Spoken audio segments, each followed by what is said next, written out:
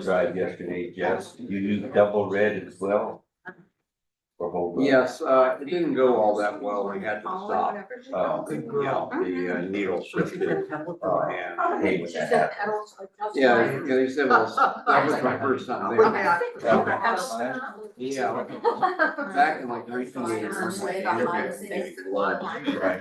There was all that. So there is, yeah. Just to make it, but it Whatever. wasn't good enough. Anyway, I finally went in and said, you feel any pain in your arm? Sitting there all like, like that.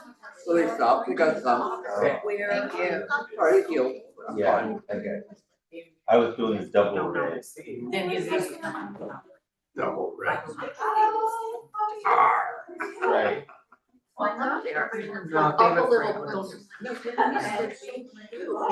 No, my parents used to give like gallon. Yeah. Back in the 60s. Like who could give the most blood? You got MPS. You got MPS. No, it's on there. No, it's fine. That's good. Oh yeah, yes, we did. It's in the table. We made a spreadsheet. But not on this. Internal, but yeah. I'll get it.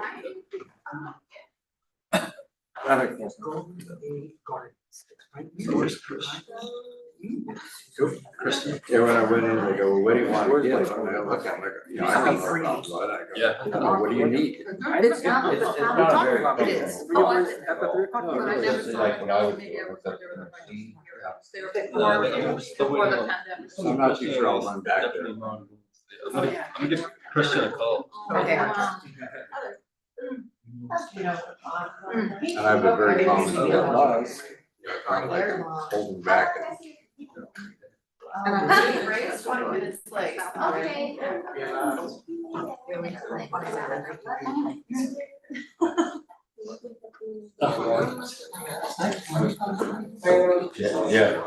Yeah. I think if you push that handle, it'll open.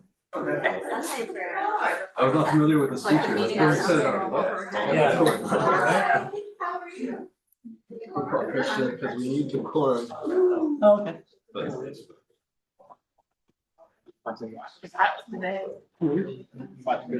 Forgot. Those are He's pretty good. Pardon me? Is this a normal amount of people? No, we had it here because it's, regarding the presentation, we wanted to keep it on the list, so hoping more people maybe will show up. People that, kind of ideas, they are. It's not seated. No, it's part of, this is only this time left for you is meaningful. As soon as they're meaningful, so that would be the ordinance. Yeah. You know, there's supposed to be. Been a little. So yesterday I did double red. and Well, today I actually, had there's breakfast, people that are gonna but come we and need to say, have more, like, stay happy, go to. I was looking at, Granny, my email to Ralph. I stopped today, I got a ticket down. If we want to make it a safety enhanced corridor or something, and like, I don't think that applies outside highways. As far as like, yeah. Yeah. I don't know if you Just say it also. Really? Based on areas, I don't know if it's that detailed. Based on the location. I'm assuming we can, like, Yes, we can list it. you can list it. Yes. This is one for business corridor, this is the area to hire. Right. Residential. You could do that. Oh, yeah.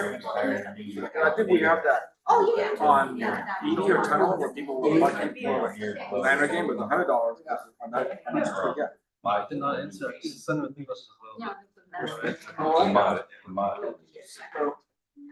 So Randy is. No. This is a little bit different time. Yeah. Oh, yeah. 20, 30 years. Dance Brown. I'm gonna see him outside. There he is. No, you should know. Otherwise, like, you guys could have the conversation, you just can't do anything. You can't vote on it, you can still have a public. Sorry, I just called you my bad. I've done that where you just have an informal meeting, you just can't do anything. No, you guys are good. Well, yes, yeah. You got one for the. You want a question? City. Yeah, Jeff. Ray's gonna come 20 minutes late, so let's just make it. Oh, sure. Easier. I don't want to give up my warm seat. That's. We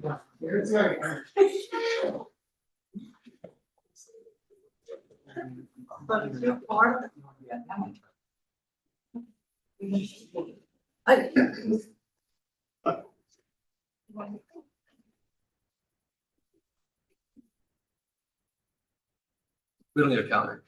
No. No.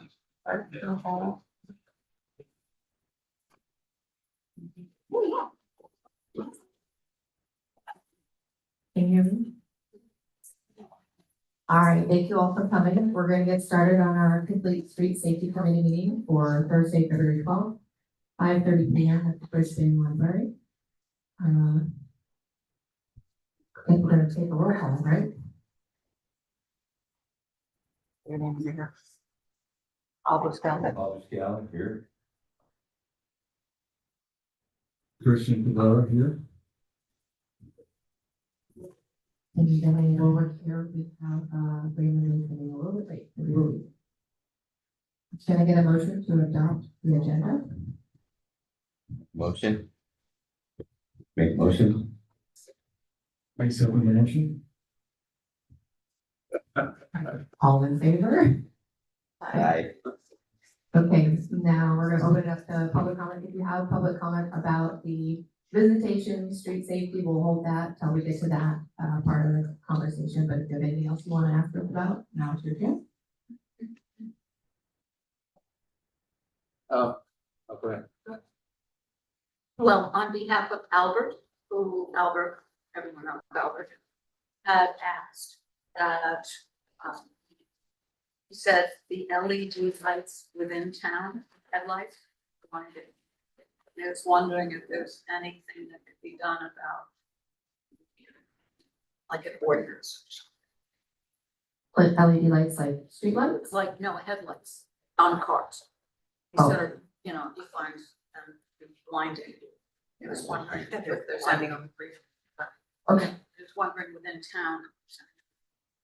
I will leave that to Mom to take to the city manager. If there, that's not something for me, all right? But thank you for the comment, and we'll definitely have someone look into that. Yes, I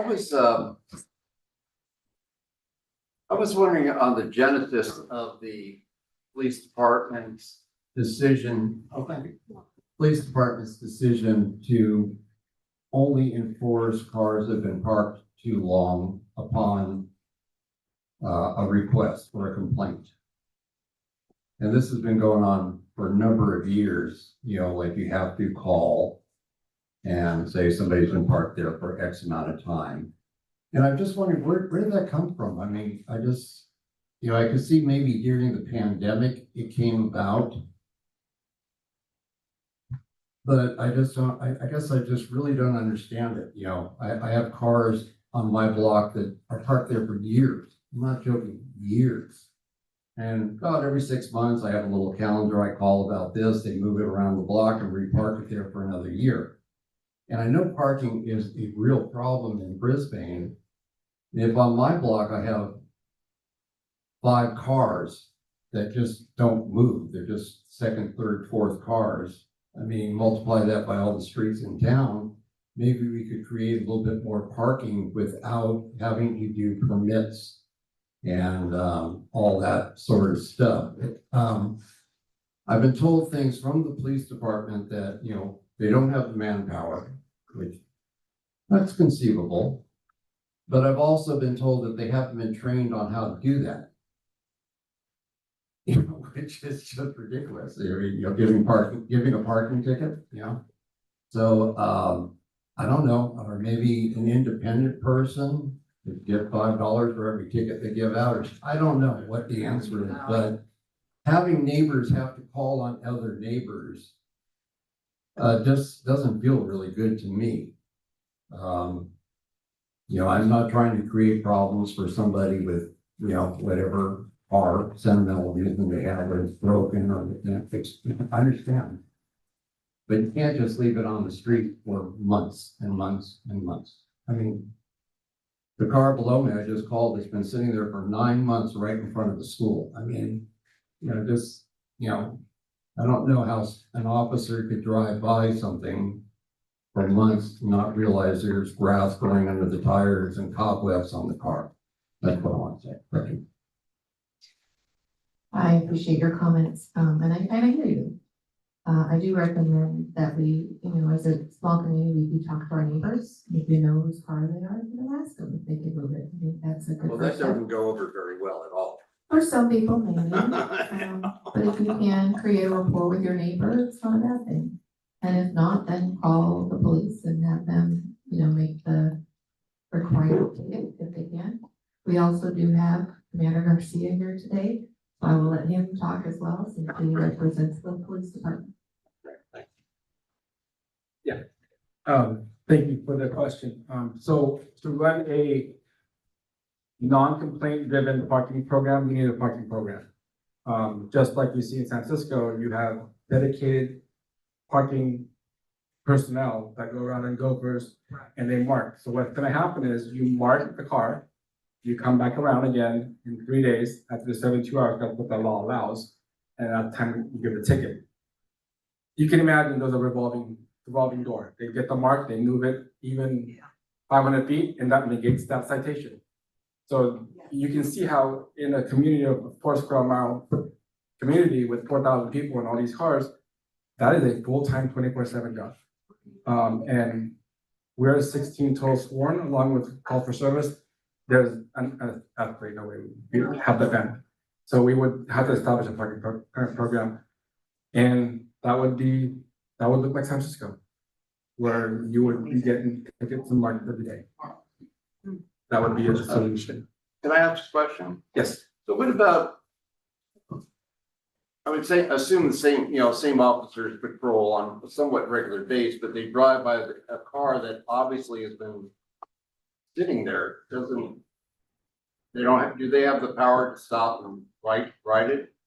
Or Not put a based, tag on it, is all I'm saying. they can, I mean, obviously they can, obviously if a car is covered with a tarp and they see that, they should, it's basics, right? But just because there's leaves underneath the car doesn't necessarily give us the authority to count the vehicle code section to immediately mark that, because it's happened. And someone said, that can't be, because I cross the bridge every day, and that car just, I don't watch it, I don't have the leaves or stuff. So there are certain thresholds we do have to meet. And subjectivity is hard to enforce. Okay, thank you. Sure. Good question in the back. Yeah, I'm just wondering, like, right out here on the asphalt here, there's a bunch of potholes and the street condition is really bad. My mom is in her 80s, she lives right down the street.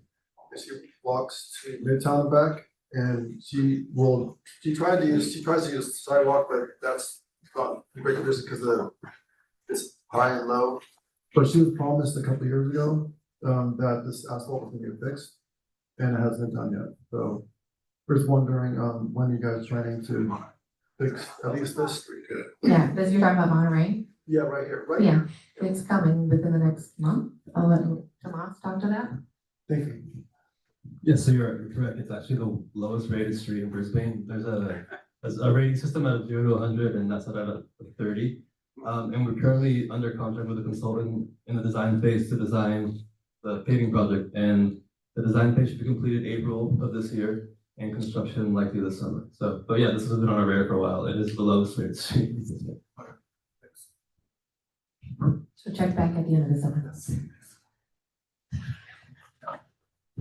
Hi, with the lighting ordinance, there are some, I discovered on the night of the Mission Blue art sharing, I had to walk to an 85-year-old's house to walk her to the sunrise room, to get a van lift to them.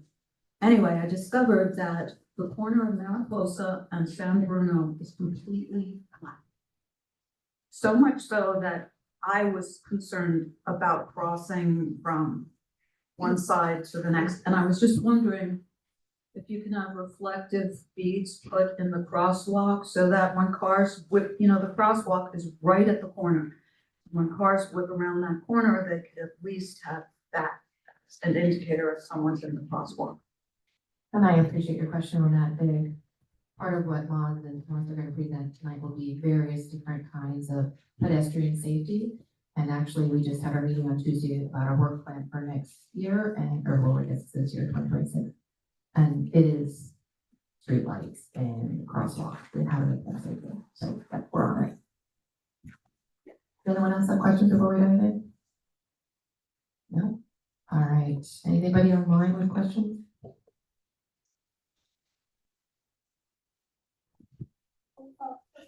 If you're the super participants in the or the attendees, you can raise your hand if you have a comment. Otherwise, we'll move on. No, very small. All right. All right. Can I get a motion to approve the minutes from January 7th, 2026? Make a motion. I second the motion. All in favor? Aye. All right, old business, discuss proposed visitation avenue survey improvements, I'll hand it over to Mons. Thank you, Chair. Welcome, everybody. Mons Buzergia, Director, City Engineer with the City of Brisbane, here with Timon Santoyo, our Assistant Engineer. We are happy to be here tonight with you to discuss the survey that was done last year, some of the work that we put into the back end of this, and really have a conversation as we move forward with implementation of some of these elements. A little bit of background. So I think this community is very familiar with what with what had happened last year, unfortunately, and there was a council request to do a vehicular traffic and parking study along visitation in some of the surrounding areas. So as part of that discussion, this item was recommended to this body, the Complete Street Safety Committee, for further review, and in which case this was prioritized as part of the work plan back in 2025. And so staff at the time, in April of last year, they conducted a public survey of the businesses and residents along visitation, with a pretty decent amount of responses, 130 responses. So that was relatively good for the area that we were hoping to get.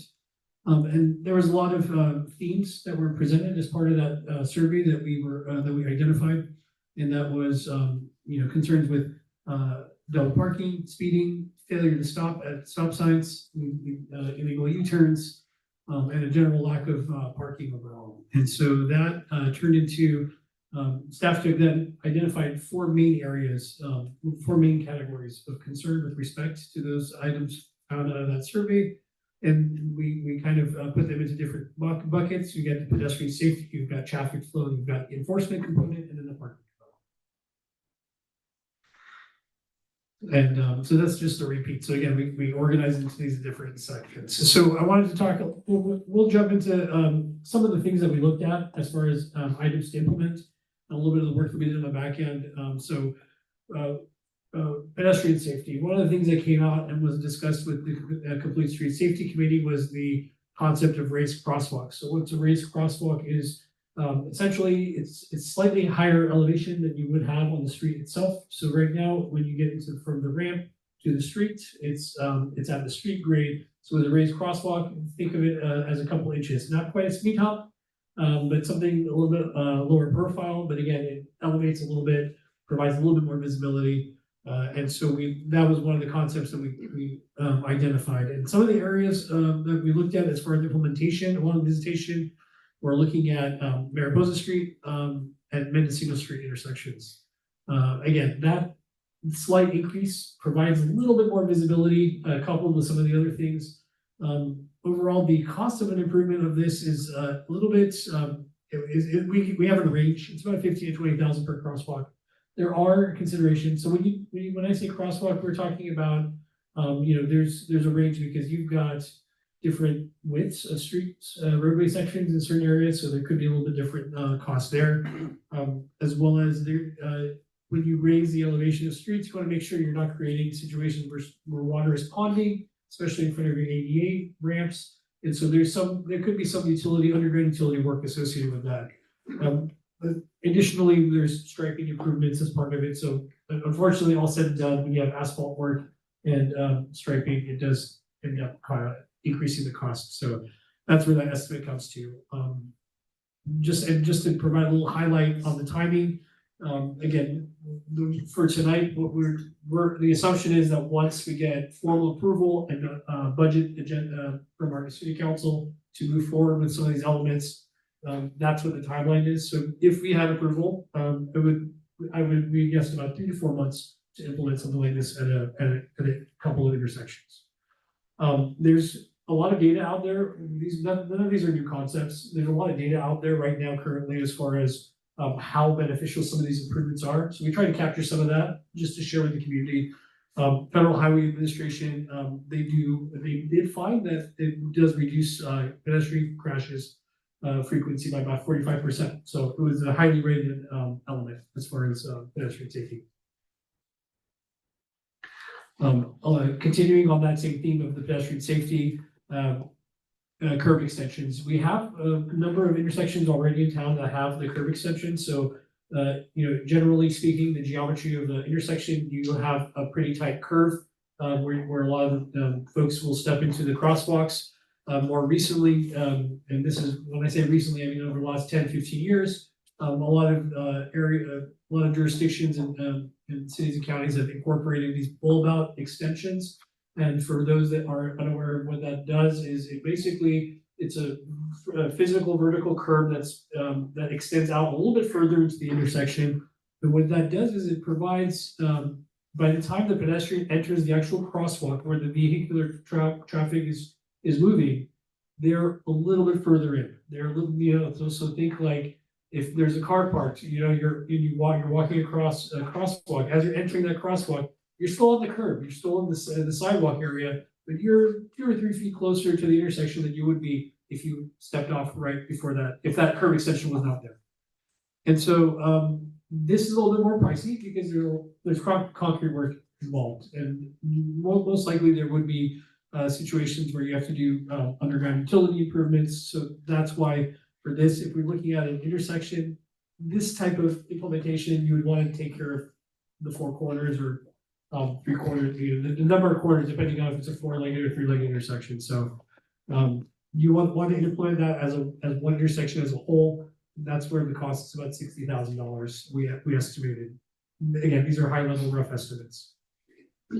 And again, depending on the level of effort and involvement, once approval is given, we would anticipate about 3 to 6 months to go through design and get a hiring of a contractor to do the improvements and complete it. Federal Highway Administration also had some studies on this. It was referenced in a number of different ones, and there was a range, about 20 to 40% reduction in crashes with this measure implemented. We looked at a number of other ones. Part of the agenda tonight, there is a matrix that has the same information here, but broken down into more of a table format. If we have more, we can dive into each of these elements a little bit more. But I'll continue through this presentation and give you a couple more highlights. So the other things that we looked at with respect to pedestrian safety was activated flashing beacons. So these are the things that you see with respect to mid-lock crossings. So you get to an area where there isn't a signal. It's just there's an intersection. There might be a crosswalk, but if it's a high travel area, higher speed area, outside of residential, near school, you can put in additional signage, flashing beacons, but it's button activated. So as you get to that crosswalk, you press the button, it flashes the yellow or white, depending on the type of configuration, and then that gives you, that gives additional notification to vehicles as they're coming through. Something like that is about $40,000 because with the equipment, the power needs, you usually need to have a specific pole. Usually we'll put that on a standard city street pole. So there's a little bit of cost to that. And again, 6 to 9 months we were considering with implementation on something like that. Ladder crosswalks, we've actually done quite a bit of that, so that's more of the high visibility striping on the pavement itself.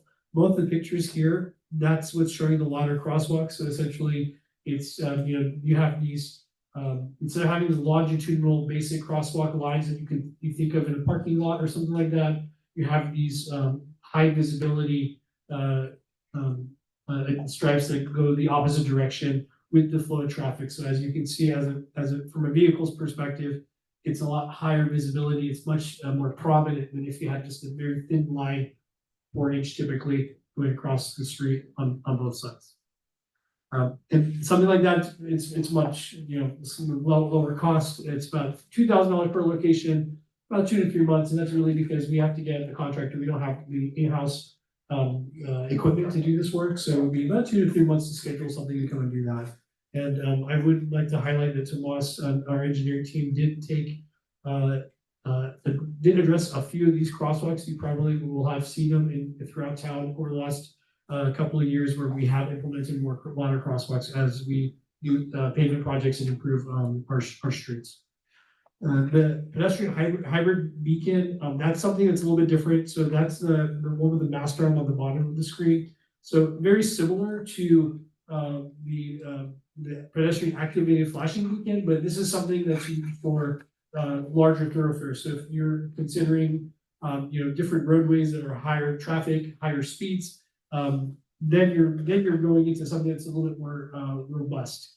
And so it actually looks more like a traffic signal than it does kind of the flashing features that you have on the side of the roadway.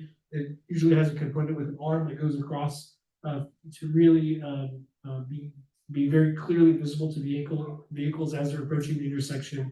And so with that, there's a little bit more cost to it. The poles themselves, the infrastructure, between somewhere in the range of $150,000 to $250,000, depending on how far that arm is going out. And if you're doing this on Bay Shore, it's probably going to be on the higher side. If you're doing it somewhere internal to the town, it'll be probably on the lower side. For something like that, it is a little bit longer lead time. So we estimate about 9 to 12 months to finish design and get everything through to construction. And then another thing that was brought up is just improved signage overall. And this is more than just replacing faded signs. This is more about adding advanced warning signs in other areas. There are regulatory signs that are required by law, and then there are signs that are nice to have. And so that's why we wanted to put that out there. Obviously, it's a smaller scale cost, but there is a balance here where we have to be careful, because having too much signage is actually, it takes attention away. And so there's a balance there. So in some situations, it may be appropriate to add additional signage and advanced warning signage. In some cases, it may not make sense, because it turns into, you have a sign every 20 feet, it loses its value. But again, that's a lower cost item, about $500 with labor included, with maybe coming in and putting a new pole and adding a sign. Great, thank you so much. Going kind of shifting our focus a little bit to traffic flow and loading zones. This was another item that came out of this survey we did with the community.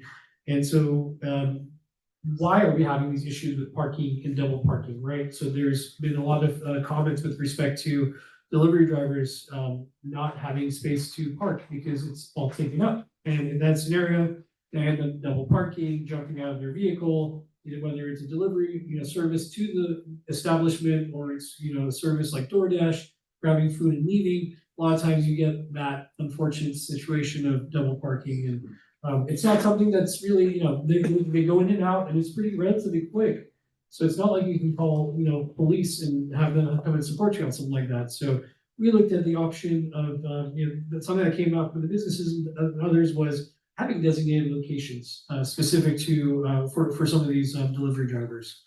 And we part of the outreach that and the information we received was a kind of an idea of the hours that makes sense. I think again, with what we're presenting tonight, there are opportunities to modify and tweak these things. I think there's going to be a little bit more information, a little bit more outreach with the businesses that would be helpful for city staff to really fine tune what makes the most sense. And again, you're really looking at certain key times. It's not something that we want to turn into loading, in perpetuity. We want to really limit it to when it's the most effective, because we understand that there's also parking demand concerns. So with something like that, we were looking, there's a couple of locations that came out specifically as part of our outreach. We were looking at Mariposa Street approaching visitation. There's about an 80-foot section there. And then Mendocino Street approaching visitation, about a 65-foot segment over there. And these are what came out of the survey. So the locations and specific information that is subject to change. But wanted to kind of share what we've heard from the community overall. And again, something like that, you're talking about striping of the curbs and additional signage. We estimate about $2,500 to $3,000 per location, depending on the limits. And then the timeline implementation is relatively quick for something like this. You're not doing a lot of asphalt work, you're not doing concrete work. It's so we were estimating about probably a month and a half or so. We did find some information. Having these types of flexible spaces does reduce double parking. And this was from New York Department of Transportation a couple years back. The frequency is about a 70% reduction by having these areas designated for those purposes, which again reduces the overall potential for double parking. And there's a correlation there to safety as well. All right, now, so same concept here, but a little bit different. This is more for delivery drivers and having specific parking spots to address traffic flow. But again, this is really about looking at the timing of the specific locations. I think there's a lot of food delivery vehicles. There's Waymo will come through, so there's areas where maybe we can coordinate where some of these things will go and situate themselves and not be blocking traffic flow, creating unsafe conditions. And so again, something like that, if we're looking at implementation, it's relatively on the lower scale. This is again assuming that this is something that the council approves and prioritizes to move forward. Again, more outreach, I think, especially with the businesses, would be important, and the residents to understand specific timing. We don't want to take away parking in areas and on certain times. So, thank you. All right. Another thing that actually came out of the survey was the parking demand concerns. And one of the items that came out specifically was converting the former Brisbane Teen Center into a parking lot. So we just did a rough estimate what it would cost, what it would take.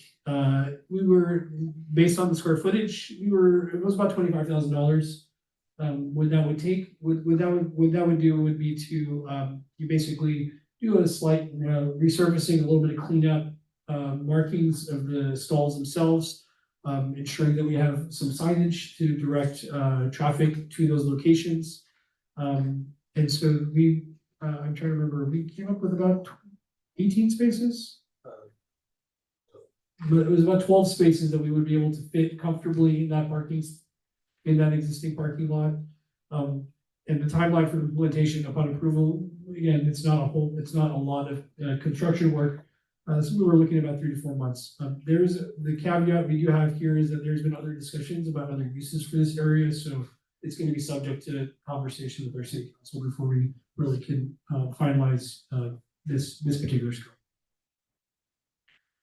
All right, next one. So again, enforcement came up. So there was a couple of different things that came up with respect to enforcement. We're looking at deterring people from parking areas they're not supposed to park. So we've looked at the potential for increasing traffic fines, and that is something we could certainly do. It requires council action. There's a protocol process to follow where it's noticed multiple times by the city council and adopted into law. It's something we can certainly do, and something that we can propose as part of the Complete Street Safety Committee is proposing as part of a potential solution. Again, it doesn't increase the amount of officers that are available, but if there is a higher fine, we will probably get a few folks that would be a little bit more concerned with that potential ticket happening. And again, so the goal would be really to discourage those violations. It doesn't increasing it by this minimal amount. It does not give much budget for our police department to staff more folks. And then of course we and probably we're gonna hear a lot, we're gonna talk a lot more about that, but it's red curbs and our 8413 daylighting law. So as a lot of folks probably know, I've been surprised how informed a lot of our public are about the daylighting law. Essentially, it's illegal to park within 20 feet on the approach side of a crosswalk. And we understand that there are, it's not required. The law does not require red curbs, but we understand that there is a concern with visibility for patrons of not understanding where that is. Maybe you're 12 feet, what is 20 feet when you're in the car parking, right? So we've considered that, and we're looking into that, and there is we are looking over a list. We have a list of our downtown area where we're gonna focus on and move towards doing some initiatives, doing some red curb markings, especially in the areas of high traffic, high parking demand, in areas where we know we have repeat issues that occur. And so as far as the cost basis, this is a linear foot estimation. It's about, for 20 feet, it's about $500 of red curb markings. And implementation is, we expect it to be about 2 to 3 months. The reason for that implementation is not because it'll take us 2 to 3 months to do a red curb, it's to do all of the areas, right? So we're not gonna have 50 people come out, maybe we'll have 50 people, it depends on how many volunteers we might be able to get, but that's with the mentality that we would take care of intersections over the course of time, and we'd be able to address, I can't remember, I think we had about a dozen intersections that we had originally highlighted, somewhere in that vicinity. And based on that and our existing crews and staff, we were estimating it would take about 2 to 3 months to get through all of that, maybe a little bit shorter. I'm sure we'll talk more about that, but I wanted to, these are 2 items with respect to enforcement that I think, 1 would be a deterrent, and 2 would be visibility, so that folks know, hey, this is not somewhere I'm supposed to park. All right, so with that, that was a highlight. There's more information in the attachment to the agenda, where we did a little more information as far as cost estimates, implementation, success rates, things of that nature, of a couple of other types of implementation tools that we may have available to us that we can talk about more. But I will stop talking and turn it over to our committee and the public. Thank you, Miles. Appreciate it. So that's the high level of the things we've been talking about since last June. I would like to open it up for the community, and if you have questions, just go ahead and raise your hand, and Caroline will bring it back. First of all, I want to say thank you. This is incredibly thorough, and it addresses the feedback that you heard. So I want to say thank you to Moss and Moz for really addressing this, and the street committee for really shepherding this through. I, as a community member, really appreciate and see all the effort that you all are putting into it. My question is really about next steps. Before I get there, actually, my first question is directed to you, Maz. In your experience, have you implemented any of these, and which ones would you prioritize? And then in terms of next steps, are you putting all in front of the city council, and do you expect to have, because for me, I'm like, yes, all of these, yes, please. But what is the likelihood, and I know it's hard to, look forward, but in your experience, and obviously budgets are going to be a conversation, but what are the next steps, and how, as we, as a community, can support that? It's a great question, thank you. I've implemented everything that we put in this, in the matrix. I've implemented over my 20-year career in different ways and different locations. So I think the important thing is that there is no perfect solution that I would take from any one solution and plot and say, this is gonna work everywhere. I think that is a fair statement to make. Every street, every corner is unique to itself. So there may be different things that make sense in some areas that wouldn't be as helpful in other areas. And we also want to make sure that we understand the cost. So obviously some of the higher cost items, if it makes sense in a certain location, yes, let's move forward with it. But are we going to do the $250,000 beacon style somewhere in a residential? It's probably going to be a little bit too much. So where we are right now, as far as implementation, there's a couple of things that we can do. that we presented are relatively low cost. So the red curb markings that I've mentioned, we are committed to doing that, this Department of Public Works, so we will be doing some of those areas. We're finalizing our list. And we're actually, there is a potential for some volunteer support. I think some of our residents have been really interested to support the city in different ways with their volunteerism. And so there is a potential there for doing that. And so that's what we're gonna focus on first. As we move forward, the way we need to do it is really, as we look at each street segment, in itself, as we do street improvements, that's a perfect opportunity for us to address some of the more expensive items like bulb outs and raised crosswalks. Doesn't mean that we can't incorporate those, but those are things that as we flush out the work plan, as we work through some of the implementation on some of the things that are more readily available to us, that we will have to revisit and revise. One thing specifically is, we are going to work on in different areas with some of the tools that we have already brought tonight. There is a grant opportunity for the Brisbane Elementary School. We're going to be working with the school district and the County Office of Education. We received a grant to do what's called the Safe Routes Fellowship, where we worked with the school district and the County Office of Education city staff, as well as member of our committee here, to really understand what improvements are necessary there. And through that program, we will actually be able to get funding to implement some of those improvements, whether it's curb extensions, additional crosswalks, raised crosswalks, these different types of things. So as we move forward, we'll design those. And yeah, as far as budget consideration, that's always going to be something that we have to plan for. As folks know, we have a 2-year budget cycle. So right now we are finishing up the first fiscal year of the 2-year cycle. We have opportunities to request additional funding. And so depending on what feedback we hear tonight and what we hear from the community as a whole as we move forward, we'll look at opportunities to budget funding as well as looking at grant opportunities that may present themselves. I have one.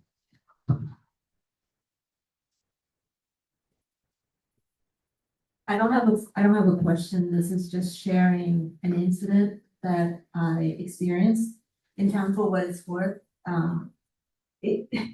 Last Christmas, after the tree lighting thing, when the whole thing ended, my husband and I were walking around the park to walk back to where we parked our car, which was near the round and round pot.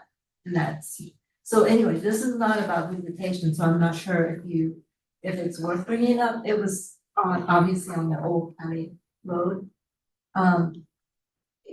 We were crossing that street, and I was so startled. My husband yelled out something. I had never heard him yell in public like that.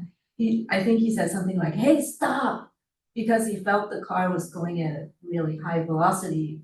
Made him feel like he wasn't gonna stop, he or she, I don't know. And the car stopped. And I was thinking how ironic, because the wide stripes, bright white, had just been painted. So I thought, man, that didn't slow anybody down. So I'm not sure. I'm not suggesting solution or anything, just reporting back. And I haven't gone back to see what it looked like. Like, is it a curve where people can't see, or I don't know. But that's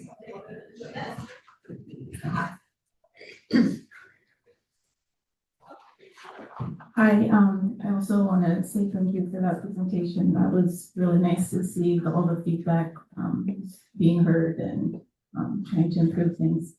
I live on the corner of Mariposa and Visitation, and I think the idea of a raised crosswalk seems like a great idea for pedestrian safety. But I also want to point out that at that intersection, when you're in a car and you're turning off of Mariposa onto Visitation, the visibility is very low. So the cars are parked diagonally. So the cars that are coming downhill are very hard to see until you pulled way out into the intersection. And as we know, a lot of people go too fast down that hill as well, so it's can be scary. And living on the corner there, we have witnessed many car collisions at that intersection. So I guess my question is, thinking about both pedestrian and car safety, would it make sense to have a stop sign there so that you're not having to just pull out riskily? Or how would maybe the raised speed bump, or sorry, raised crosswalk potentially help that situation? Like, is there any statistics on that? That's a great comment and question. That particular area, we did, that was one of the areas that that I was, I had the opportunity to go and visit. That's when I first came on board, and yeah, because of the topography of the roadway and the kind of downhill nature, the vegetation and the trees that are in that area, it can be a little challenging for that. I think we can certainly take a look at that. I will say that for stop signs, there is very specific criteria that has to be met in order to do it. And so if we can look at that and revisit it. I don't know off the top of my head if it would be feasible or not, because we look at vehicle speed as well as volumes to determine whether that's warranted or not. If we put in a stop sign without the meeting a warrant analysis, there is liability for the city and could cause adverse impacts. So you have to take a look at that closely, but certainly we can take a look at that. I think having other means, like I know we've put in some more recently some warning speed limit signs that kind of flash at folks when they start approaching higher speeds. Those do, there are statistics out there, I don't have it off the top of my head, but those do help generally as far as reducing overall speeds. So there's definitely things we can take a look at. I think also the parking configuration could be revisited to see if there's ways that maybe we could realign parking or relocate parking. I can't picture it quite off the top of my head, but there are ways that we can look at trying to realign parking without reducing too much, or maybe we can provide a little bit more visibility for folks. Great question. Thank you.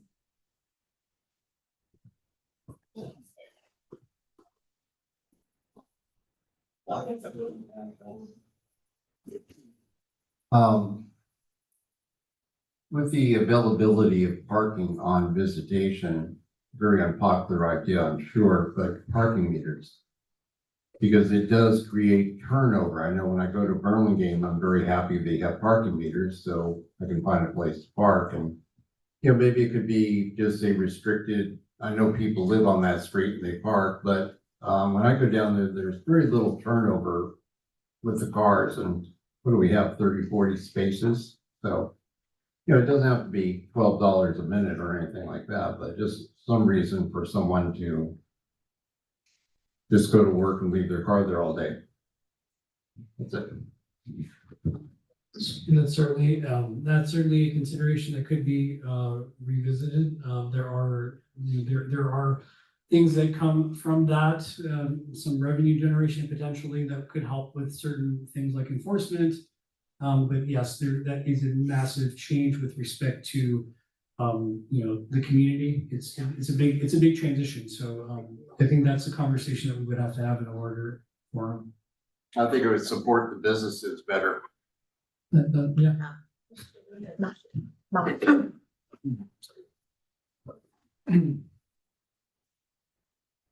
So I want to thank everybody for coming. This is a very important topic and we've been working on it for a while. And as you can all see, we have some very good improvements, on the paper here. But I will also just to put into perspective, so visitation is our downtown business center, so to speak, but it is a mixed use because we also have residential. But this is a good opportunity for you guys to contribute because this is going to be a substantial organization that is going to go on right now. And for the most part, it all seems to be very, very positive. So one of the things that that I think about is how can we also support our business, because as you see them now, a lot of them are struggling, but also there's a lot of buildings that have been built and they're going to be creating more parking and also if you look at other cities, like you mentioned, Burlingame, they are more organized and structured. They have like a parking structure where people will go. In terms of your questions, we do have, one of the initiatives is the NPS safety stick, which is not gonna cost us anything. There's gonna be some sort of smart parking that's gonna either take a picture and send you a warning or a ticket if you're parked there longer than what you require. As someone who's been doing business on visitation for 26 years in my office and with the coffee house, my biggest frustration over the years has been the parking and the 24-minute zones across the street from us. They have never been enforced unless somebody calls and says that car's been there for a day or 2 days or whatever. And then we have to be the bad guy to call. And what you call, you know, all these spots for the red zone and the planter boxes or whatever the things you guys put in have just done nothing but just wreak havoc on the parking all up and down. And now you want to put yellow zones or more. You have to be able to enforce the parking that's there if you want businesses on the street. Otherwise, just pack it up and say, as each business goes out of business, just put another apartment, another house, or whatever, because now Anonymous is gonna try to open again, I guess, and have a restaurant. Where are these people gonna park? There's no parking. We're supposed to have a 2-hour zone on visitation, even 4 hours would keep people from parking and leaving their car there all day. But if you value the business on the street or people in the neighborhood, you have to enforce the parking or have a parking plan. You can't just say, oh, if it's a problem, then somebody's gonna call us and then we'll come out and we'll say, okay, we'll tag them. Is there anything else you need? Yeah, I need you to do it like often enough so people get the idea that they shouldn't be parking there and leave their car there all day. I gave up years ago. I gave up a long time ago. I mean, I saw this tonight and I thought, okay, this is my last hurrah to say something because everything is struggling. I subsidize Madhouse. Madhouse doesn't make enough money to even pay the rent to myself. My kid runs it for as long as it's gonna be there, he'll run it, but it's not flourishing like it used to. There's not as many people on the street either. Maybe they just also gave up trying to find a place to park. People come, they go around the block, and we hear that people, and then go somewhere else, and then they get out of the habit, they don't come back. So take it from somebody who's been through it. You have to have some kind of parking.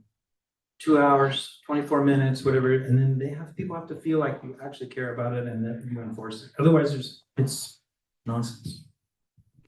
Ron, thank you for that comment. And so when we did the survey, what you said, a lot of the business owners are basically, saying the same thing. So that's why we proposed for the appeal center to be converted into a parking. You go to other cities, they have parking structure right near the business, and then this smart meter is going. I'm not sure what the status is with that.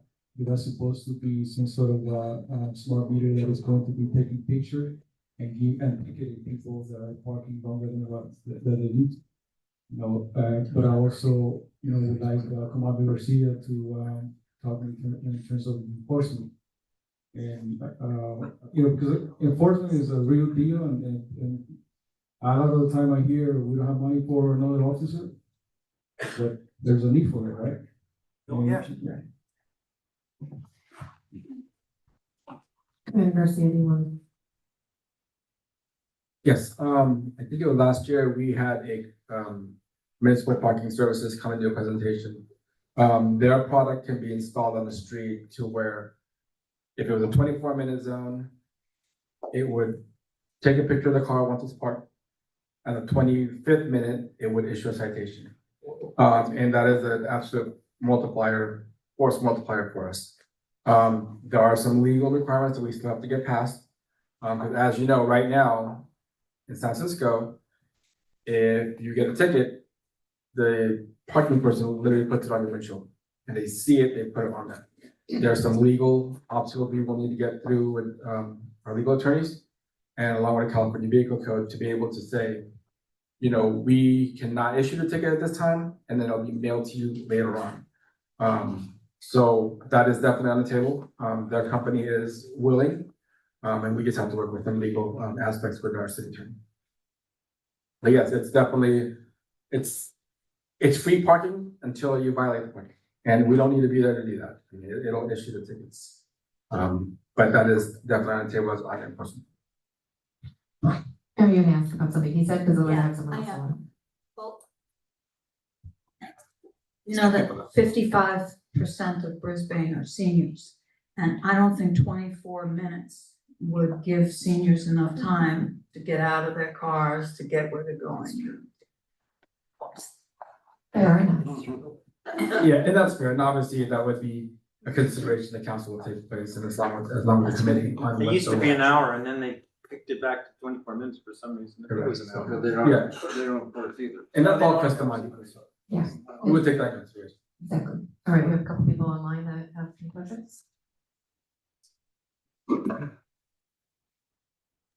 Ross, you should be able to speak. Oh, weird. Can you guys hear me? Yes. Yes. Good. Thank you. Sorry I couldn't be there in person. This is something that's rather important to me, but I unfortunately I had other commitments tonight.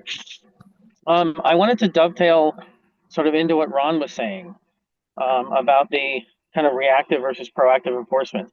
A lot of the stuff we talked about tonight, not everything, because I know things like curb extensions and whatnot are very proactive. But we talked about layering things on top of existing regulation about parking, where, as Ron pointed out, if you simply enforce the regulations we had, you'd be okay. If you added up the cost of all these things that we're doing, you'd probably be able to afford a traffic control officer that drove around and wrote tickets. You'd be able to put A-frames out. Instead of painting a curb, for example, which doesn't stop someone from physically parking there, you can put an A-frame, which does stop someone from physically parking there. For example, I fought tooth and nail with Randy, former director of public works, to get A-frames out in front of the school. And those are very successful at keeping people from physically parking in a no parking zone. You could do that. You could hire another police officer, and you could ticket people until they stop parking where they're not supposed to. So there's all this talk about adding technology and adding other things to it when, you know, maybe during lunchtime, someone walks up and down Visitation and chases people out of the street, right? So these are things that I think should be discussed versus just saying, hey, there's this new technology that will ticket people after the 25th minute. Hey, we could add raised crosswalks when we could also simply enforce it to the point where everyone starts to recognize that there's no point in gaming the system because you're going to get a ticket if you park somewhere you're not supposed to. So that's my 2 cents.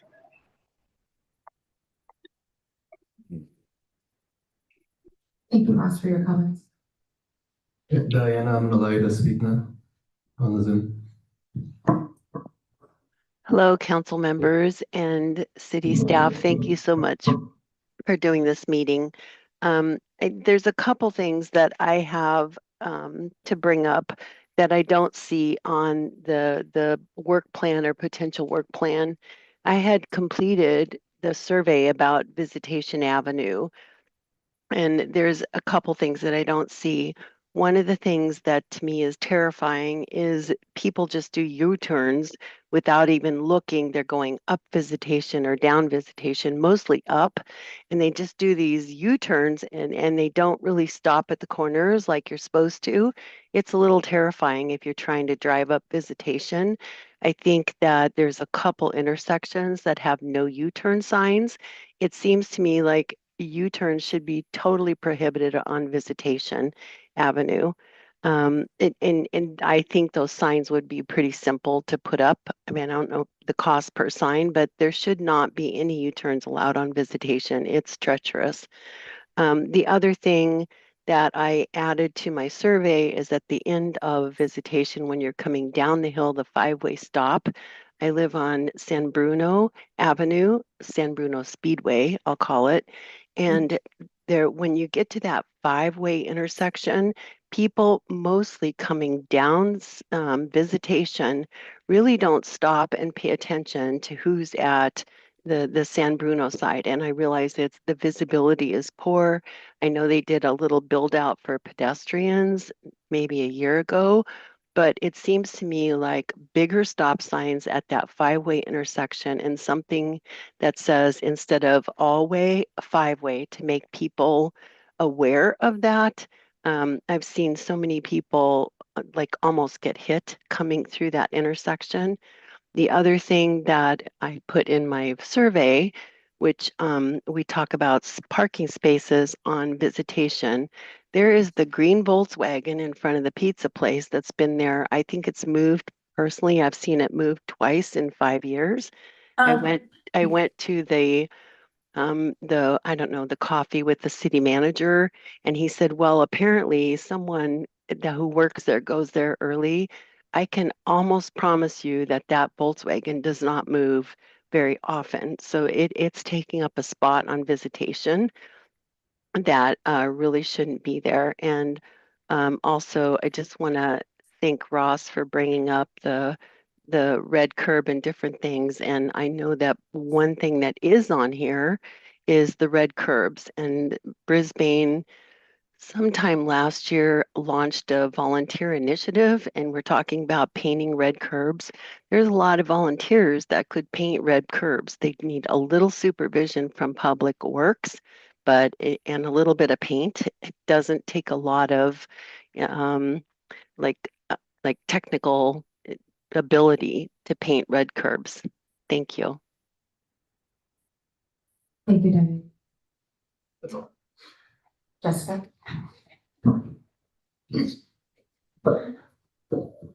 Hi, I'm Jessica Loft. I live on Inyo Street, right around the corner from Mariposa and Visitation. One of the things, I read the whole results, the survey results from the Visitation survey, just because I'm interested. And one of the things that came up and that I had also chimed in on was the situation with the stop signs on Visitation. That our 4-block Main Street has every other intersection as a 4-way stop. And I've always been perplexed by that, and it's a little pet project of mine to look at other cities' downtowns and see if they have a similar cadence of like stop, no stop, stop, no stop, and they just don't. It's a very strange situation that we have on Viz with every other intersection being stopped. And I've talked to some business owners and people who live on Visitation, and they're like, yeah, it's weird. People don't know when to stop. And I've seen that myself, where I live around the corner from Mariposa and Viz. I'm on that intersection all the time, multiple times a day, and people, it'll be every 5th time I'm turning left and I'm like, there's no stop. They just keep coming and I have to wave them on because people don't understand. They come into town and it's a natural human propensity to want to stop at that intersection.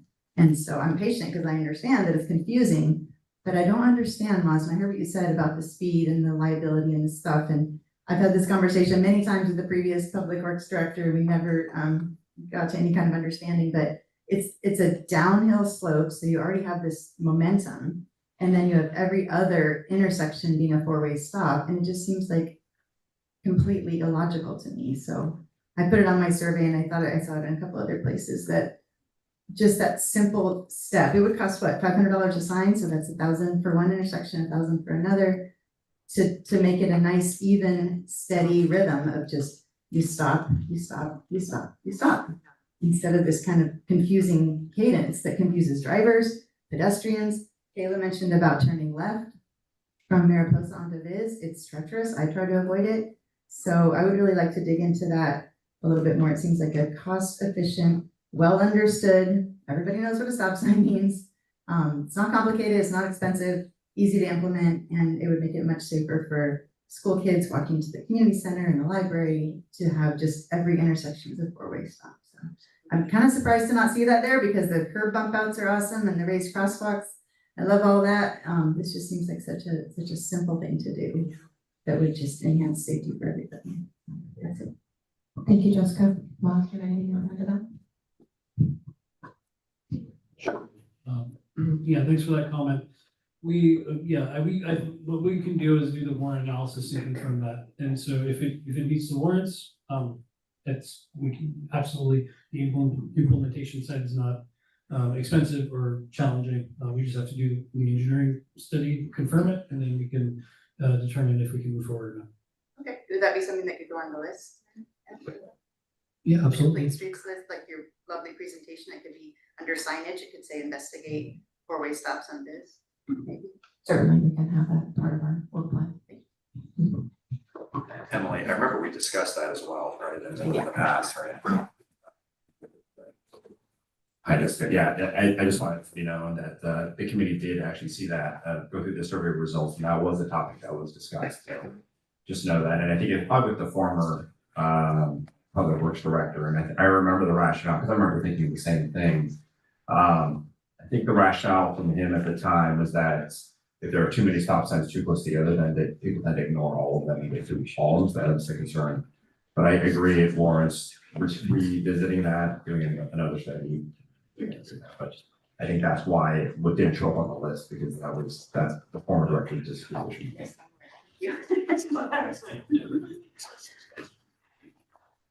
And I think also to that point, sorry, one second, you know, if maybe it doesn't meet the warrants, maybe then we have a conversation about, well, maybe Mariposa's where the stop sign should be and not Monterey. And maybe remove a stop sign, and maybe that helps with the traffic flow, move it up to Mendocino. But I do agree, like having dropped off someone at Silver Spot, that's a busy intersection right there at Mariposa and Visitation. Yeah, I just wanted to concur. I live actually on Mendocino, about a half a block from Visitation. And the acceleration down Visitation is pretty remarkable when you're trying to cross the street. And I think that stop signs at each, it's just like 2 more stop signs make a lot of sense. And people see that red. I mean, I don't know that, I've never counted, oh, this one doesn't count, you know what I mean? I think every stop sign, people really stop at. And I think it is really warranted because of the acceleration, and it's only a couple more. And I even get confused sometimes, oh, is this where I stop, or is that the one where I stop on? And I think it would be really very us. So thank you.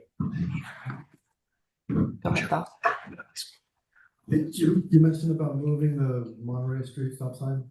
Please don't. Please because don't. Yeah, that one more. was put there because a kid got hit by a car many years ago over there. So just, please don't. Just take it out of the box. I don't want it to be a hard no, and then that's it, right? That's the end of the conversation if the warrants say no. So I want to we can find something else.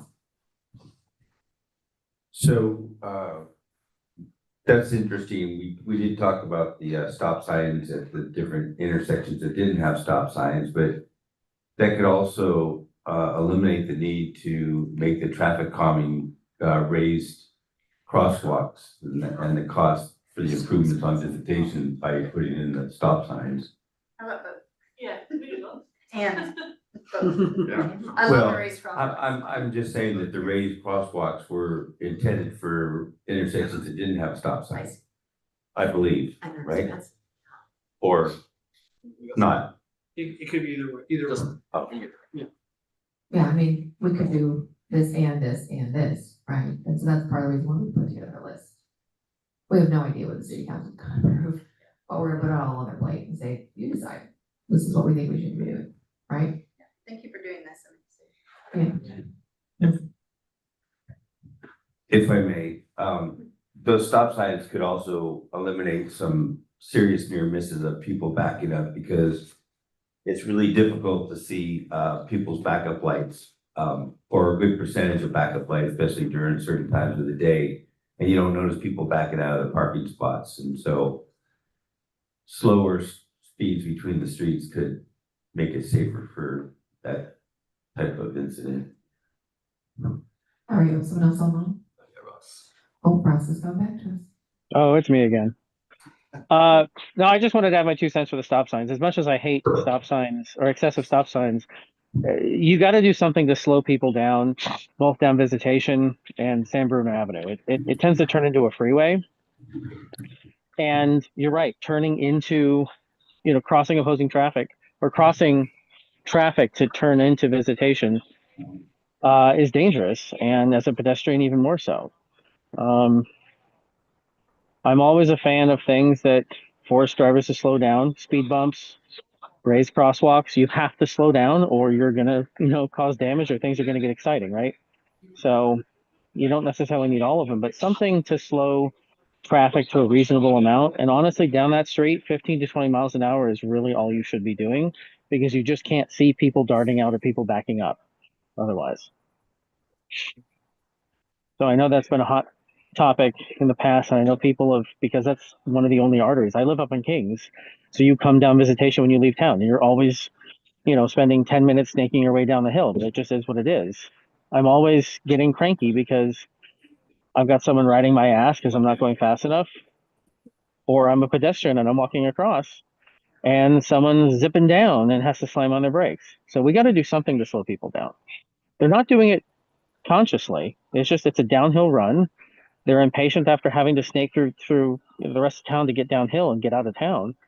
They're not thinking. They're just being people. We have to do something to break it up.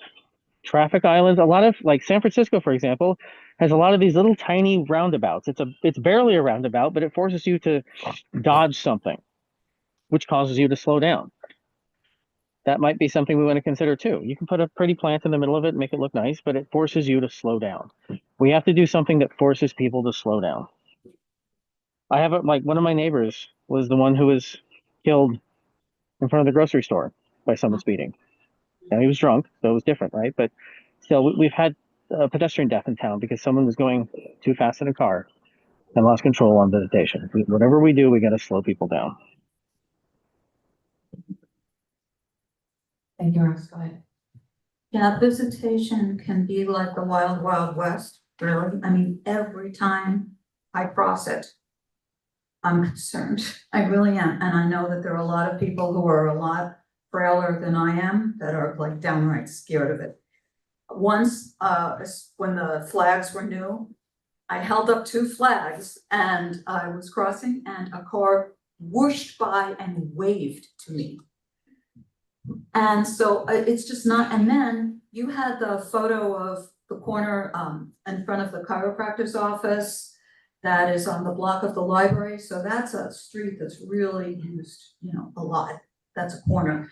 And you have to step out into the traffic a little bit, practically, and peek over the cars that are parked perpendicular to the curb to be able to see the oncoming traffic, which especially for kids, that's really, that's not a great situation. So, I mean, it just seems like there's no enforcement of what's going on in Visitation in terms of, especially like, parents who are speeding to like pick up their kids, on time or drop off their kids or wherever they're going or whatever they're doing. There's no telling if they're gonna stop you or not.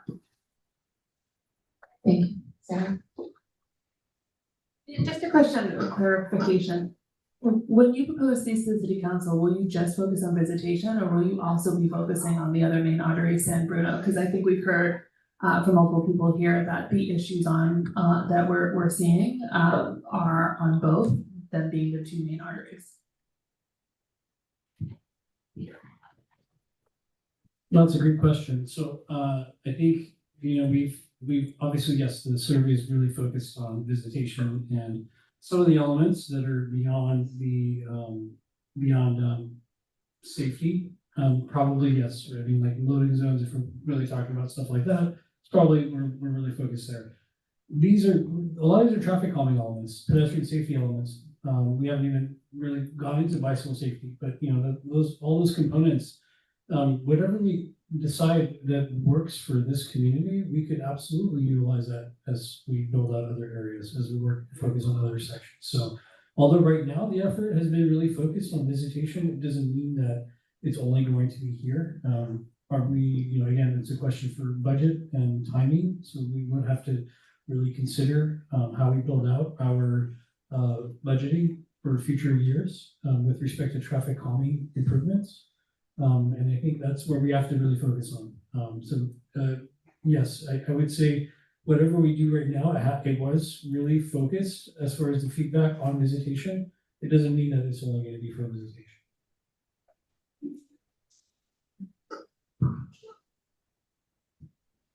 Anyone else? Anyone else online?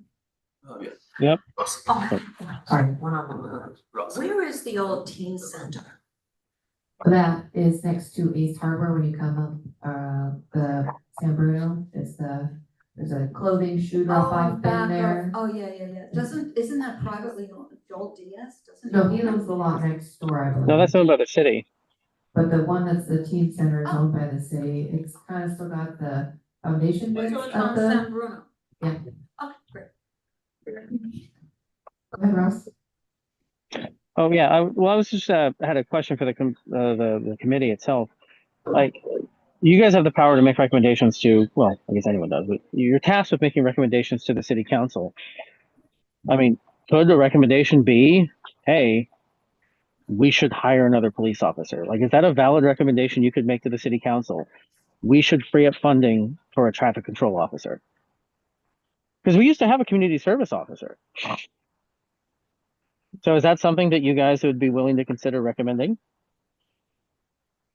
I think yes, that's something that we would be willing to recommend. Again, can't speak for the city council, they're gonna make their own decision, but. Oh, I mean, yeah, they're going to do what they're going to do, but at least it's something that, you know, if it makes sense, right? If you guys legitimately think it might make sense. Yeah, you're getting ahead out here. So, if Commander Garcia wants to comment on We still do have a community service officer. She is currently on light duty, so I mean, obviously her capacity is limited. We have dedicated one of our officers to conduct directed enforcement times during school and during lunch hours and heavy traffic areas on visitation. I'm sure people have seen him, although he is collateralized with other priorities that can take precedence over the parking zone, such as, you know, if he needs to make a court run for us, I mean, that might take him away in court, maybe during that time of, what do you call it? The enforcement. Right, but that makes sense. Obviously, I mean, it's within the committee's recommendation to put in a enforcement mechanism. And that's on the table. I mean, like I said, technology isn't the only enforcement action we can do. I mean, there are other options. Just to go back, like when you guys did the pilot program for the atomic permit program, we could hire LAS, which is a third-party parking enforcement. I think it would be overkill to hire a police officer who's trained for a year and a half to just do parking tickets. So there's an other avenue for enforcement for that as well. And obviously, if you guys recommended, hey, we would need an additional enforcement mechanism, then that would be on staff for us to recommend either a LAS or a digital platform or something that would help support what you guys recommend. Yeah. So yes, that's obviously within there, right? Thank you, Commander Garcia. Anyone else have any questions or comments for us tonight? Hi, everyone. My name is Molly. I work in the city manager's office, and one of the projects I work on is our volunteerism initiative. And our Q2 project, we've actually been planning to hopefully paint red curbs. Part of why I'm here tonight is to gauge interest to see if that's something that we could accomplish. So I do have a list here on my laptop in case anyone feels excited about signing up tonight. We'll also be putting information out in the blast and in the Star and all of our regular publications. So I'm looking forward to hopefully working with you guys. We'll probably start in April. We still have a few things to iron out, but I'm really looking forward to hopefully seeing you guys out there. Well, as somebody who just got a parking ticket down on Quarry Road on a dead end street, parked about 15 feet from the crosswalk, I would definitely sign up to paint red crosswalks. Yeah, sign me up. Sign me up too. Sign me up. Thank you. Just Okay. $40, but I bought it. This isn't how good. Yes. Make it this. Yeah. Gotta know where to look. So, Mars, given the interest on the, adding the parking stuff in visitation, what exactly is involved with that engineer analysis? So a lot of time we hear, let's do this analysis and this and that, and I mean, what's that about? California Manual of Uniform Traffic Control Devices has very specific criteria for a warrant. Tomas and I were just talking, sorry for the sidebar, but we were just chatting about it, and it's, I don't know if we can have the capacity in-house to do it, but that's something that we can hire a traffic transportation engineering firm to conduct. we are going to move forward on that. So I just, one way or the other, we want to understand, is that a viable option for us in that intersection? And if it is, let's do it. If it's not, then I'll share that data of why it's not. And it doesn't mean it's never gonna be done there, but if it says no, then we have to wait and reassess before we move forward on that. But one way or the other, I think we would like to put this issue to bed. So by conducting the survey and seeing what we can do. Yeah, hi everyone. So I've been with this committee for a year, and I've had a chance to hear a lot of the feedback from the community. That sounds like it's been longstanding. It's been, you know, many years in the making. So I guess I'd be curious. This is the first time I've seen this level of public engagement on this topic. I think we meet monthly in City Hall, but typically it's lightly attended, and so it's really great to hear like your voices, the emotions. It really gives weight to some of the options and the importance of them. So I would just be curious, in terms of like a little bit of negotiation between Moz and the city and yourselves, when would you want to assemble again and hear a report out of the feedback that we've now given? Would it be 3 months from now, 6 months from now, a year from now, you know, and then Moz, I guess, like what's the cadence of decision making by the city to where we can report back and say, oh, all these ideas, this is what we've approved and we're moving forward with. Like, what would be a good check-in, I guess? The sooner the better. So likely probably not tomorrow, right? But like, if not tomorrow, like, yeah, when would be the right time for us to come back together and say, hey, here's the result of this, right, of this discussion? No, that's a great comment and question. So yeah, I mean, there's some things that we're already planning to move forward with, right? I mean, the bread curves would be one element that we kind of brought up. I know that there were some comments with respect to physical barriers, and I know that there's other jurisdictions that have done planters in that area or put boulders in those locations with respect to the daylighting law. But again, those are things that we can start looking at doing in the short term without a lot of additional conversation and feedback. Some of these elements we're just going to move forward on. I think the next step for the committee is to finalize the work plan for 2026. And I think so that's one part of it. So those are for some of the long-term stuff. But the other piece was this visitation avenue survey that was done last year was presented to City Council, and there was some dialogue around that, and it didn't really go anywhere. But I think that is one of the things that we need to do is move to the City Council and finalize this committee's recommendation to them with respect to what to do. And once we can agendize that to the City Council, then I think that's an appropriate opportunity for the community to discuss their concerns, the feedback that they've heard, all of the work that's gone into it, all the time that our committee members have put into this, all the time that our staff and our communities put into this, and really have that conversation about how we can move forward. So I think that's something that's on our list. It's for early February. I think we're probably looking at sometime in March to try to do that. And I think that would be an appropriate time.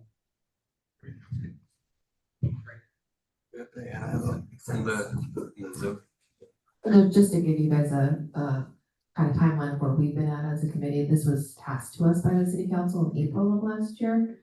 By June, we already had proposals to the City Council that went in July, and we said, do it all.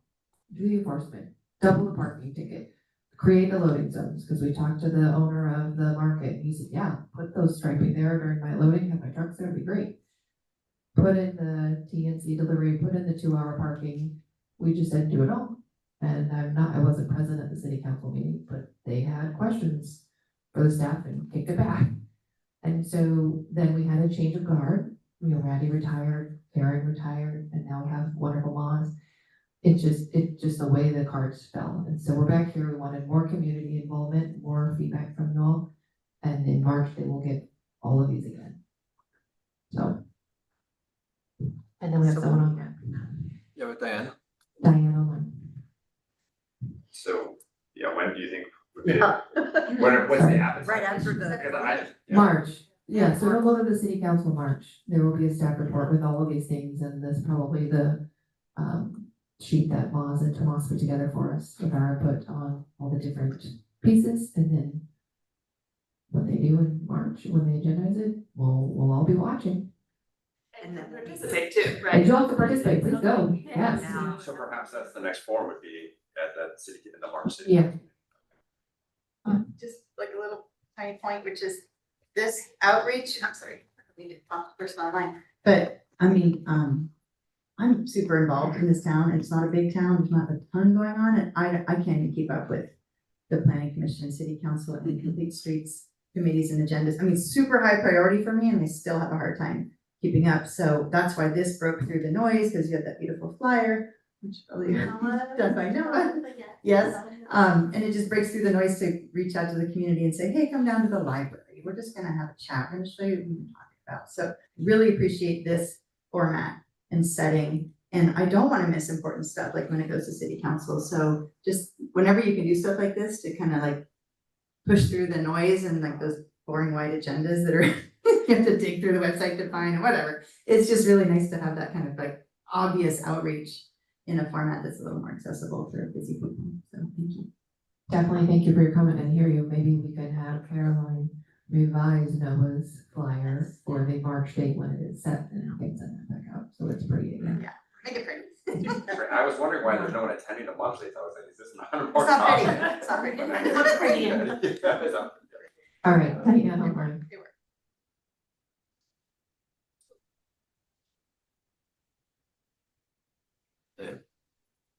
Can you hear us, Diane? Oh, sorry. Yes, I can. So a couple things. I want to give a shout out to Molly for raising the volunteer issue or opportunity for the red curbs. We haven't heard that before. I appreciate that very much. I also want to kind of address, people here have talked about issuing parking tickets for different things on Visitation and other streets in the city. I had watched a council meeting within the last year. I don't remember when it was, but Officer Garcia or Commander Garcia talked about how much the city of Brisbane actually makes off of parking tickets. It's very small. I mean, it's a tiny, tiny bit. So parking tickets aren't the end all do all. It basically, I mean, the city gets so little revenue from that. I mean, it may make sense from a compliance standpoint, but it's not the best use of officers' time. And then I'm not sure who mentioned something about maybe we could get another officer to patrol Visitation during lunchtime.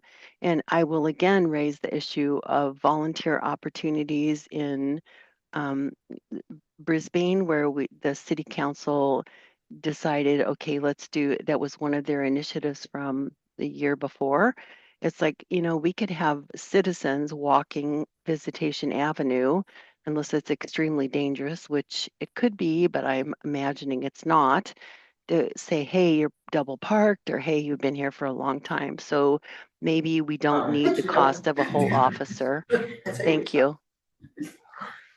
Thank you, Diane, for your comments. There's a lot of head shaking no in the room. We're not doing that. All right, no one else online, anyone else in person have any questions or comments for us tonight? Kayla.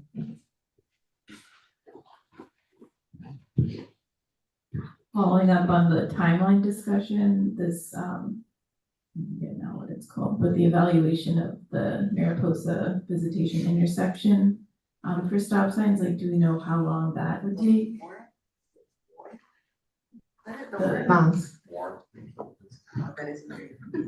Yeah, the Warren City, generally, we would just need to get a consultant on board to do that work. Once we identify them, they'll put traffic counters up and they'll collect data for about a couple of weeks. Take a couple of weeks to do the report. So you're looking at about 2 months by the time we started. And it's not a huge cost item. It's the equipment they used are just the traffic counters that also collect some speed data. So we can start looking for a consultant that can provide that for us, get some proposals, and I think we have enough internal operating budget to be able to do that. Okay, so it wouldn't have to go before the city council to get approved. I see that more as an operational concern that we want to revisit. I mean, it could be part of the bigger item that we present to city council in the future, but it doesn't mean that we can't do the, engineering analysis in advance. They're gonna ask that question, what is, what does the survey say? So it'd be nice to have that before. And for the other one too, right? Both of those intersections on this, if we're gonna evaluate. Yeah, we more can, stuff. yeah, I mean, if we're gonna conduct a traffic, survey, a board analysis like that, if they're in close proximity, it makes sense. There's economy of scale to do that together.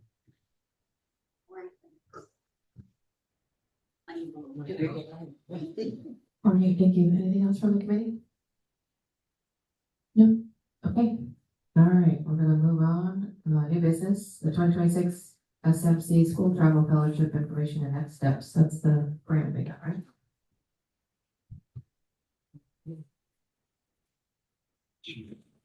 So yes, thank you to our sustainability staff, for helping us out. There's an opportunity with the, County Office of Education, to apply for a grant to look at some, safety improvements near schools. After a lot of feedback and a lot of, understanding from, our committee, the concern with respect to speeding around Brisbane Elementary School was brought up, multiple times. So when this opportunity for the grant application came up, this city staff provided that. I'd like to thank the school district and the school for their letter of support and their commitment to what we are. And the good news was the County Office of Education approved our application. So we are moving forward with that. There's some paperwork to be done to finalize things, but in the near future, we will start having those conversations. Again, it'll be a stakeholder group comprised of the school and school district, city staff, a member of the committee, and the County Office of Education, where it opens up consultant design support, where we can really look at different types of traffic calming and safety measures to implement. We will come up, it'll be an iterative process to come up with a design that we can bring back to the Complete Street Safety Committee for additional public feedback as we finalize the design work. And it also provides for funding to do some of the implementation. So that was one, we just wanted to bring that up as an update to our committee and to the public that we were successful in that. We were surprised. We submitted last Friday, and we received word that we got it. We were just going to say that we submitted, but I think 2 days ago they told us we got awarded. So we were happy to be able to give that up. As part of the item, I think we wanted to talk to the Complete Street Safety Committee to see if there's a liaison within you that wants to be part of it. Well, I like it, but I have a kid in the school, so I kind of am a big stakeholder, but if anyone else wants to go for it, I'm in. No one else? Well, my oldest daughter is alumni. I'm worried for it. Okay. All right, so is that all right? I take that. All right, any other staff updates for us, Frank? Yeah, so we just recently awarded a contract to Spectrum Engineering to do pavement maintenance on Klamath Street. We've been informing the committee about this process, how we advertise the project, had the bid opening, and so now we've awarded the project. And so this will be Klamath between Visitation and San Bruno, and really we're just kind of working out the final kinks to get started, but we're under contract and I expect the project to start in a couple of weeks. What is the project? It's a pavement maintenance on Clanton Street between San Bruno and the station. It's a mill and fill, so it'll be grind off the top layer and add 3 to the asphalt. One other update, the city of Brisbane is recruiting a senior civil engineer to work in the Department of Public Works. This position is for working on some of our capital projects, our transportation projects, as well as some private development review. If you have anyone that you know that has a position of a professional engineer's license in civil engineering and is interested in a career in public works, please send them my way. Thank you. I do want to also, since most of you haven't come to our meetings, we've been really busy last year. So Tomas has been great about getting, like we said, there's Monterey's going to get repaid, Klamath is going to get repaid. the stairs between San Benito, those are close to being done. We keep asking, where the contractor is on that, the artist has installed the art on that. We did get another grant, we submitted a grant for, improving the bus stops on Bay Shore on both sides. So there's just been a lot of, we've been hearing what you're saying, and the four of us are taking it seriously and trying to do everything we can to keep things moving for us. Can I ask a quick question? I just remember Dennis Bussey had asked me if I could mention to the appropriate sources. There's the bus stop on, not San Bruno, the bus stop outside of, where, yeah, on Bay Shore. Oh, the big one, yeah. Yeah, the big one. He said that the kids, he's seen the kids standing there in the rain, and he's just wondering what it would require to get some sort of a covering, some sort of a place for them to stay or to stand where they wouldn't have to be exposed to the elements. Are you talking about a Sam Trans bus stop? Is that the one I guess by that's the what post office? I think so, yeah. Yes, no, the Wait a high minute, my school. post office. Is it in the high school? No, no, no. But at the Yeah, the park. high schoolers, yeah. At 7:20 AM at the community park. I There's- think that's there's what I'm talking covered, about, yes, yeah. that's definitely a thing. Right, Yes, right? yes. Yeah. Thank you. I believe there is Sam Trans, one of the county people came and talked to us a couple months ago, and they talked about that they are working on updating all bus stops. But they're prioritizing certain ones, but we can ask for ours to be prioritized. So there will be, probably in the next, 4 or 5 years, they're gonna try and revamp them all with lighting, shelter, seating, things like that. So we'll stay on their radar for that. Okay. Any other committee member matters that want to bring forward agendas for future meetings? I think it would be a good idea, for you all to take a look at our 2026, working plan. If you have any comments or if you want to add something, you could always shoot emails to us or to us. You guys being a great group, very engaging, we like that. We get lonely in the city. That's on your website, right? The city website? I don't know if our 2026 is official. We haven't not got the blessing from the city council yet. We put ideas to them on Tuesday, so we're gonna flush that out at our next meeting and then hopefully they'll approve it in March, right? So yeah, the 2026 work plan liaison committee, the chair and vice chair had that meeting with 2 of our council members.